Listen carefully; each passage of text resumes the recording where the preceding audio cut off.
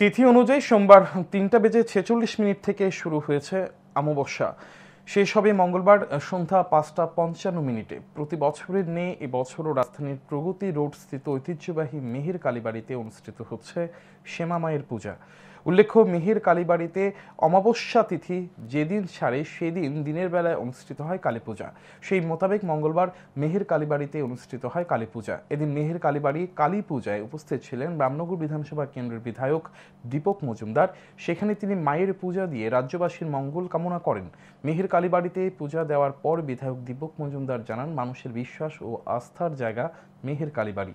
দীপাবলি উৎসবের সময়ে অমাবস্যার দিন দিনের বেলায় মেহের কালীবাড়িতে পুজো হয়ে থাকে। এই পুজোয় অসংখ্য ভক্তের সমাগম ঘটে।